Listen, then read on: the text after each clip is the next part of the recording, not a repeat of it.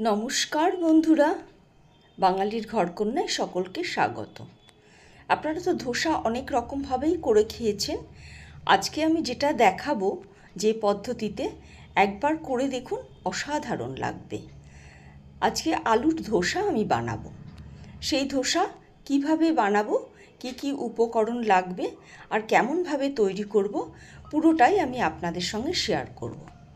তাহলে চলুন আজকে দেখে নেওয়া যাক যে কিভাবে আমি এই ধোসাটাকে বানাচ্ছি। এখানে আমি নিয়ে নিয়েছি মাঝারি সাইজের দুটো আলু। আলুটাকে খুব ভালো করে খোসা ছাড়িয়ে পরিষ্কার করে ধুয়ে তারপর আমি একটা মিক্সিং জারের মধ্যে এটা দিয়ে এটাকে পেস্ট করে নেব। এখানে কোনো জল ব্যবহার করব না। হয়ে গেছে পেস্টটা তৈরি করা, একদম পুরো মিহি পেস্ট এটা হবে। ঠিক এই রকম হবে মিহি পেস্টটা।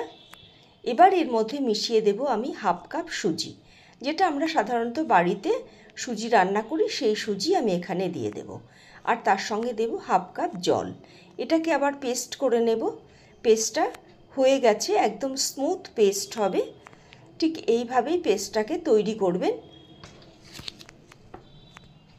দেখে নিন কেমন এর গাঢ়ত্বটা হয়েছে। এবার আমি এটা একটা বাটির মধ্যে ঢেলে নেব।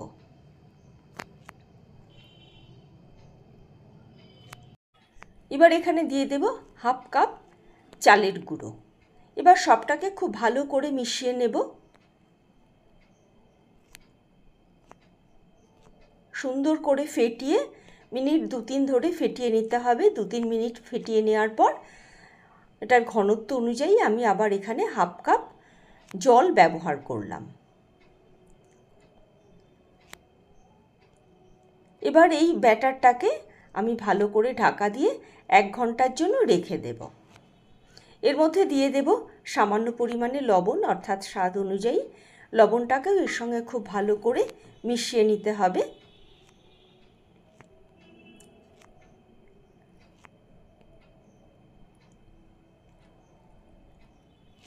এক ঘন্টা পর ফিরে আসলাম। এবার দেখুন সুজিটা ফুলে ব্যাটারটা অনেকটাই ঘন হয়ে গেছে। দেখুন এই রকম ঘন হয়ে গেছে ব্যাটারটা।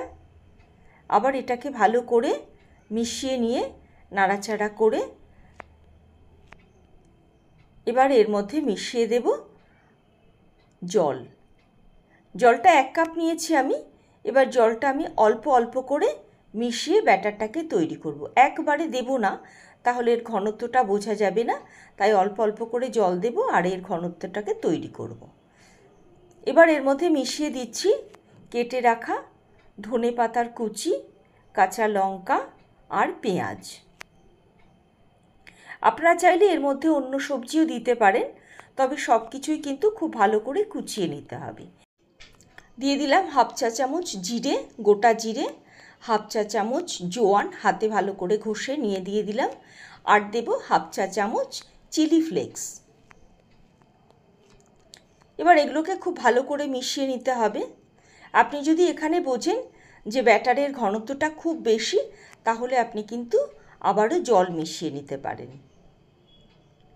আমি বুঝেছি আমার ঘনত্বটা বেশি হয়েছে, তাই আরও হাফ কাপ জল আমি এর মধ্যে দিয়ে দিলাম। মোটামুটি 2.5 কাপ মতো জল আমার এখানে লেগেছে। এবার এটাকে খুব ভালো করে নাড়াচাড়া করে নিতে হবে।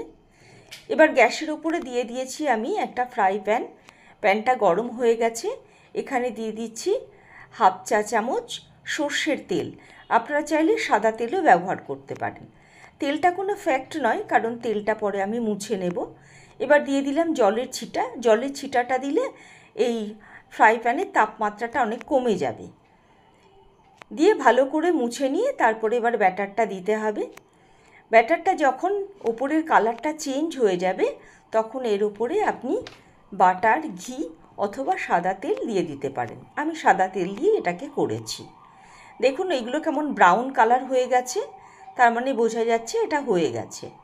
একদম মুচমুচে পেপারের মতো হবে। আরও একটা দেখিয়ে দিচ্ছি আমি। দেখুন একদম পুরো পেপারের মতো হয়েছে। আরও একটা বানাচ্ছি আপনাদের সুবিধার্থে।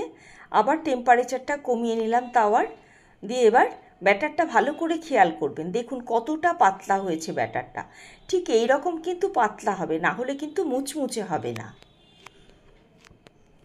আবারও যখন দেখব ওই ওপরের ফাঁকগুলো জায়গাগুলো ব্রাউন কালার হচ্ছে, তখন বুঝতে হবে এটা হয়ে গেছে। কালারটা যেই চেঞ্জ হবে তখন আবার আমি তেল ব্রাশ করে দেব। হয়ে গেছে কালার চেঞ্জ, এবার আমি তেল ব্রাশ করে দিচ্ছি। সকলকে অনেক ধন্যবাদ আমার ভিডিওটা পুরো দেখার জন্য।